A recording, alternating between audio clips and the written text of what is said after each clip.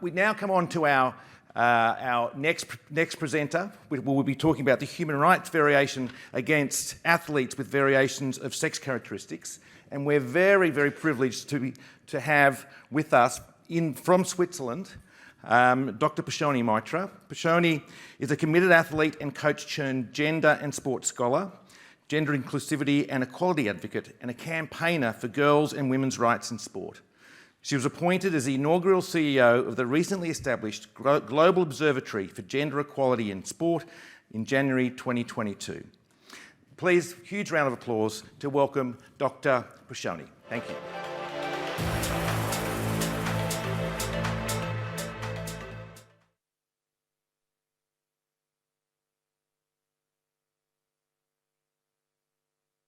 Hello and thank you, but I believe I'm co-presenting with Annet Negesa, who has just arrived in the auditorium. So Ms. Negesa is supposed to speak first. Yeah, sorry, that was my mistake. Annette had just arrived. I didn't think she was arriving, but if you could, huge round of applause as she comes up to the stage. Annet Negesa.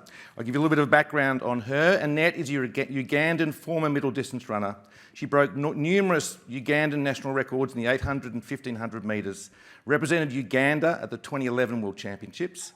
In 2012, she was advised that in order for her to continue to compete and attend the London Olympics, she would need to undergo surgery to alter her naturally occurring high testosterone levels. The inadequate medical aftercare and physical and mental damage resulting from the surgery effectively ended her career. So, Annette, please welcome to the stage and welcome to this session.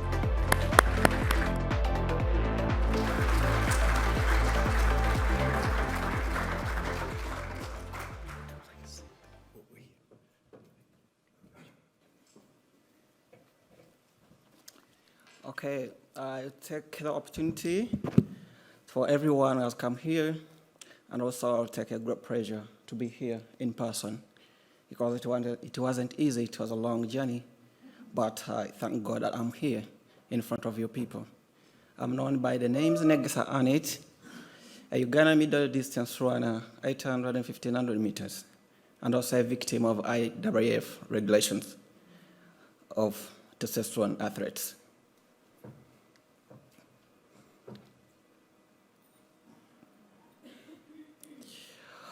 Yeah, as I'm here in front of you, representing females with high level of testosterone in sport, we are also born as women, and whereby we also don't know why we are born with having high level of testosterone. And also, we are called cisgender women, whereby we are assigned as female at birth by our parents. We grow as female, raised as girls in our communities, also in schools, as our parents also too, they raise us as females. So we have been identified as girls and women all of our lives in our communities and also in our life, as in everyday life.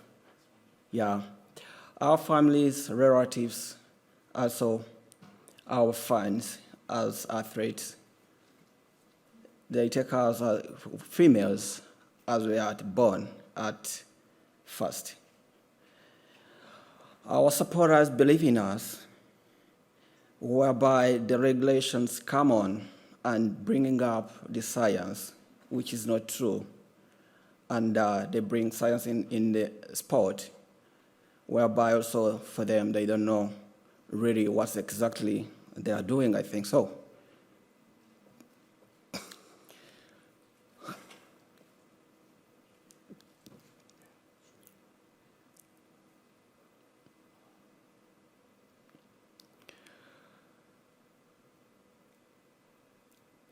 I also,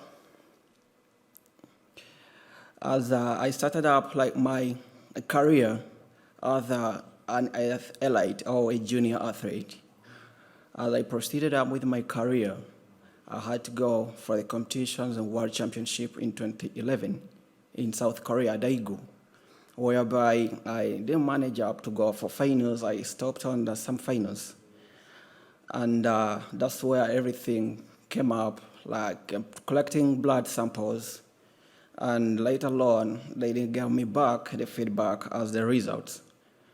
And as I was preparing for the London Olympics, that was 2012, that's everything started turning up when I got my PB in 800 meters, and as preparation for my London Olympics, as it was my dream. In all ever which happened, and everything which happened by that time, as I had a call from my international manager calling me that you are not able to go for competitions in London. So it was really something which was very bad, so distrustful, and also which made me I had running crazy because of not going to present for my country, not going to chase out my dream, as it was a long journey as a preparation in it. After that, receiving the call, they had to tell me staying home, not walking on the streets, not telling people really what's going on, not telling people why am I not going for the London Olympics.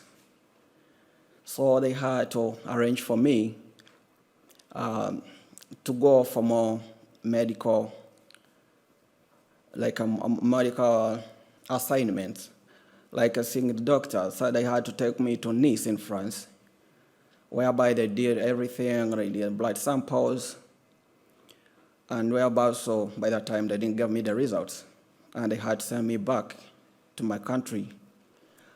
When I reached there, they had to send me to another hospital in my country to go and do more assumptions on me, doing more examination on my body, my blood, because I'm an athlete with a high level of testosterone.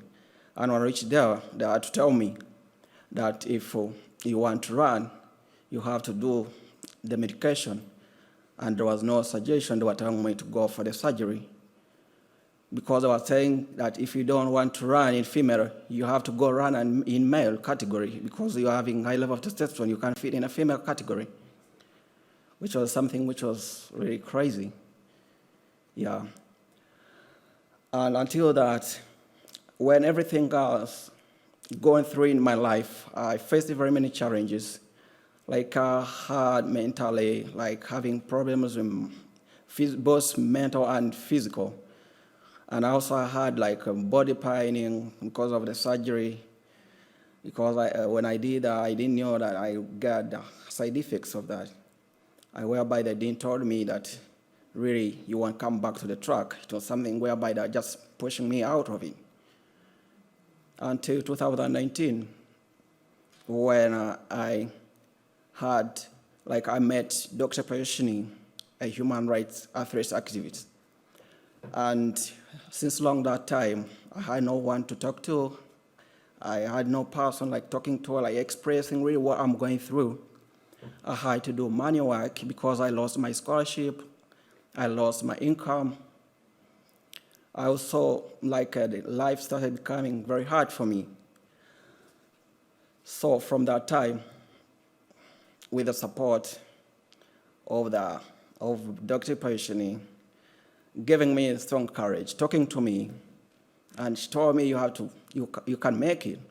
Yeah, I decided to come in front to bear with a whistleblower to those young females athletes who are behind there, because many of them, they don't take themselves as intersex people. It's really something very hard, like coming up in front in the media. And for me, because I struggled so much when I did all those things, the surgery, everything which they told me to do, and whereby they promised me to come back on track, and it failed for 7 years. And they didn't told me that I have to take estrogen throughout my entire life. Up to 2019, when I met Dr. Payoshni, and she had really a good support, and she gave me her hand, like just talking to me. It was something which was really very strong, which gave me real courage of coming up and talking about the issue, which is like many athletes that they are facing, and whereby like they are not getting the guts of coming in front of the media and talking about it.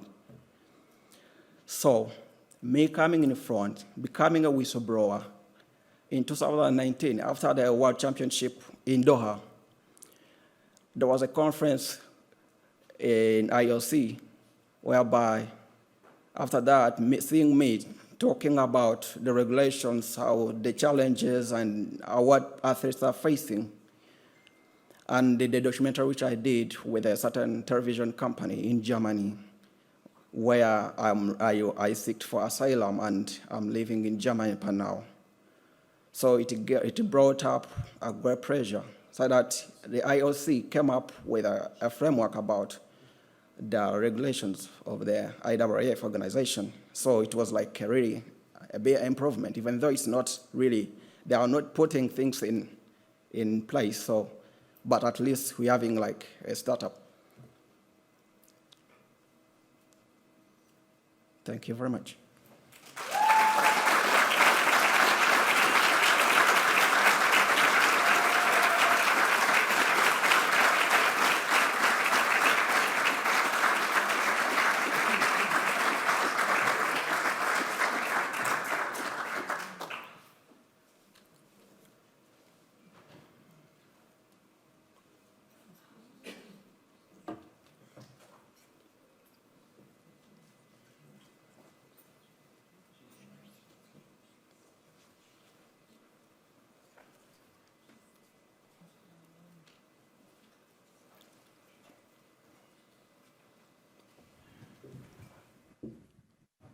Thank you, Annet. We'll now hear from the doctor that Annet referred to, Dr. Payoshni Mitra.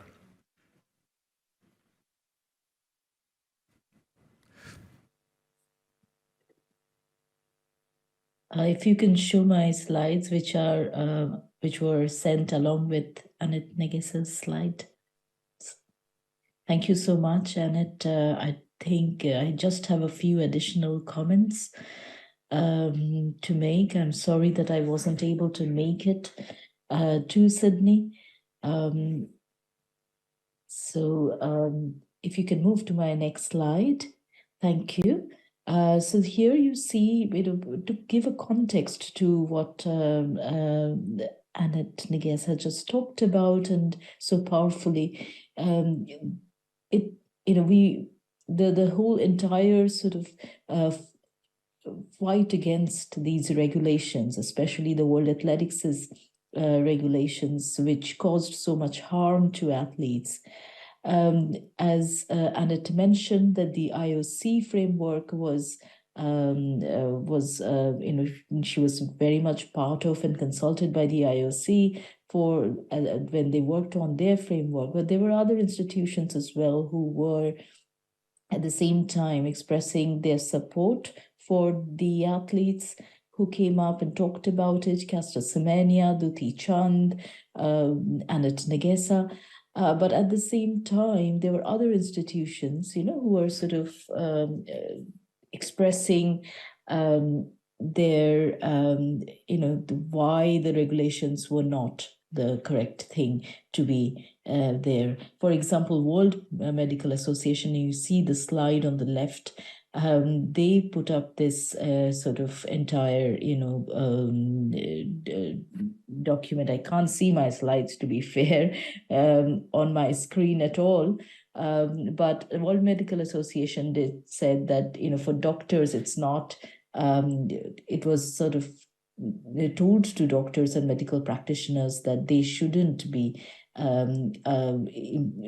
implementing, help World Athletics implement these regulations, because they go against medical ethics. You also see on the right the mention of the UN resolution, UN Human Rights Council resolution, as well as a report that was published by the OHCHR following this resolution, which talked about how it's important for state actors, for state actors and for the nation states, national governments to take action, even though there is this whole concept of autonomy of sport, and therefore sport regulations do not really necessarily are something that the national government has much say on. But here we were noticing that this particular kind of regulations, the DSD regulations of the World Athletics, previously when Annet was impacted by it, it was called the hyperandrogenism regulations. So all these regulations, it's clearly they're causing human rights violation in sport, one of the worst kinds, where the athletes are asked to undergo surgeries without informed consent, causing them harm which affects them for their entire life, as you have just heard from Ms. Negesa. So these regulations, if they are causing human rights, states should intervene. And that was the message that OHCHR report gave. If you can move to my next slide. And this is on the left, you see the Human Rights Watch report. And it's available online. This is a very important report where I collaborated along with Human Rights Watch. We had Dr. Katrina Karkazis as well collaborating on this work, and there were 13 members, 13 athletes for the first time whose lived experiences were recorded, and this report talks about that. It's an important document, and I would ask all of you to access it in the Human Rights Watch website. It's available for everyone. On the right, you see the 10-principle approach to decision-making that the IOC now is proposing. So the International Olympic Committee, who have always been hand in hand with World Athletics, formerly called the International Association for Athletics Federations, as far as these sex testing regulations were concerned, finally, the lot of pressure and a lot of work from many of us led to them coming up with these 10 principles, a 10-principled approach to decision making, where they emphasize no harm to athletes, they emphasize inclusion, they emphasize bodily autonomy, they emphasize no presumption of advantage. I'm aware that we have Olympian, great athlete, champion athlete Ian Thorpe speaking in this panel as well. And it's interesting, the question that we often raise is, why are women who have high level of testosterone asked about whether they have an advantage, whereas no questions asked about level of testosterone in case of male athletes. And that's something that this particular framework of the IOC talks about, no presumption of advantage. You cannot presume advantage if someone has high level of testosterone, because we don't know if those testosterones are really, that level of testosterone is having an impact on the tissues and muscles of that particular person. So the important thing is the IOC has changed its language, but the international federations are yet to implement it. And we have seen a sort of a backlash from many of these institutions, and now we have FINA, swimming, coming up with new set of regulations which are also discriminatory. We have other institutions like World Rugby who have come up with very exclusionary regulations. So we also see a pushback and a resistance to this framework that the IOC has published, and also that this is not binding to international federations. So a lot needs to be done, especially from the context, as I mentioned, national governments, in spite of the fact that sport is autonomous, national governments must come forward. And as civil society, we must keep that pressure on, that sport is part of, an athlete is a human. First, and something that is still not well considered in sport. Human rights principles should be very much part of a sporting framework. Next slide. I think that's, and this is where the International Association for Athletics Federations, or World Athletics, stand today. So they have, they published a document claiming that they are a private body and they're not bound by the Universal Declaration of Human Rights or the European Convention of Human Rights. However, a human rights strategy report they published more recently, where they have accepted that the organization has a strange approach towards this whole entire issue, where they have always thought about the reputation of the organization as opposed to the health, the risk to an individual. The risk to the organization seemed to be more important than the risk to an individual. And that's what we see in Annet's case. It's not a step forward, really, but at least they're acknowledging that they haven't paid attention to the individual. We need to push them more, and that's what athletes like Annet Negesa, Castor Semenya, Aditi Chand have been doing, going to the court, speaking out, whistleblowing, and I hope we all are able to support them to take this very important work forward and make these federations accountable. Thank you.